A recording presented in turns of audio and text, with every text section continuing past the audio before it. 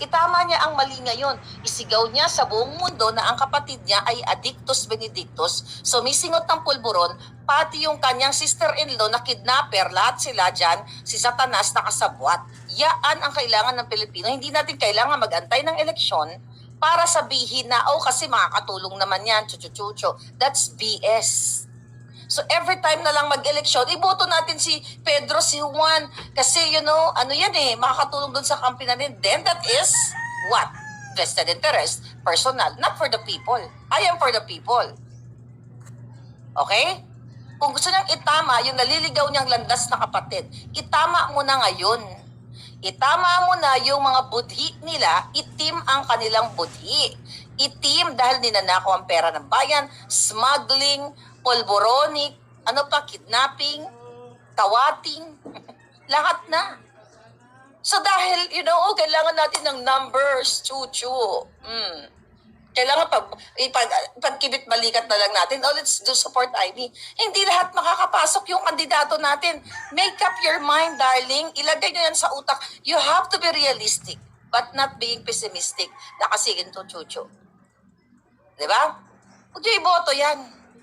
Okay? Iboto nyo. May mga kandidato kasi na hindi hindi kabilang sa PDP laban na mga matitino naman. We will talk about that candidates maybe later, Ilaglag na niya si Bangag, sabi ni Rex de Leon. Okay. Kung gusto niya, enough for this BS ni Amy Marcos na ang kapatid niya ay naliligaw ng landas. Straightforward mo, how? Paano siya naligaw ng landas? Dahil siya ay tumitira ng pulburon, siya ay patuloy na nagnanakaw ng kaban ng bayan, patuloy na sumisingot, patuloy na sangkot sa kidnapping, patuloy sa sangkot sa pulboronic, na mahabang tayo ay nagbabakbakan sa social media, sila ay nagpapakasarap sa pera ng bayan, ninanakaw nila ang pera ninyo. So never again sa mga Marcos. Tandaan nyo yan. And now, punta na tayo sa kanilang dramatization. Okay? Ngayon ay naghain daw ng reklamo itong NBI director, ang gobyerno ni Bangag, ng inciting. Well, narinig yun naman ng inciting to sedition doon sa polboronic video na ipinakalat ko o ipinalabas ko. Inaamin ko yan. The only defense I have is the truth. Hindi yan defamatory, yaan ay ginawa ni Bangag na suminghot siya, sumirit siya ng puting-puti na pulbura na parang iginula. Okay, tignan natin basahin lang natin dito. Okay, ang sabi dito sa balita, right, ang balita, okay, tignan natin. Just in, naghain ng reklamo ng inciting to sedition laban kina dating presidential spokesperson Harry Roque at vlogger na si Maharlika kaugnay ng polboronic video. Pinaharap din si Maharlika sa mga reklamong cyber libel, computer-related perjury, computer-related perjury, are you kidding me? Diba?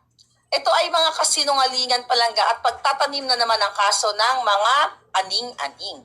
Sabi ito, at unlawful utterances na pinabibigat pa ng paglabag sa cybercrime prevention. Natakot naman ako sa mga naliligaw ang landas.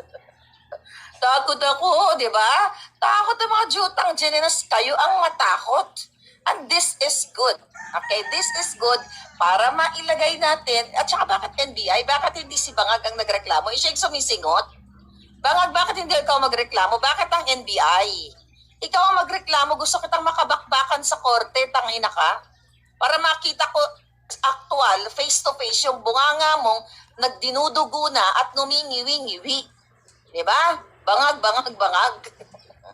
Bakit mo ipinapasa, kaya gusto niyong targetin ang mga vloggers kasi ini-expose katulad ko ang lahat ng kabangagan mo, Bangag. Ito ay ni Marcos. Alam na alam mo na ang kapatid mo matagal nang naliligaw ng landas. Matagal nang bangag ang kapatid mo. Kung gusto mo maniwala ang Pilipino sa'yo, alam mo pala na naligaw ang landas, aantayin mo pa ang eleksyon, iboto ka muna para itama mo ang mali. That's jutang gininang kajutahan to the highest level. Oh. Hindi raw kampo ni President spokesperson, handa daw harapin. Okay? Ni dating presidential spokesperson Harry Roque, ang kasong inciting to sedition na isinampas sa kanya ng NBI. Sabi ni Spokesperson Harry Roque, we welcome the filing of charges of the National Bureau of Investigation regarding the viral circulation of the Pulveron video. We see this as a good opportunity for President Bangang Jr. to once and for all personally disprove in court of law. Kaya nga, yun ang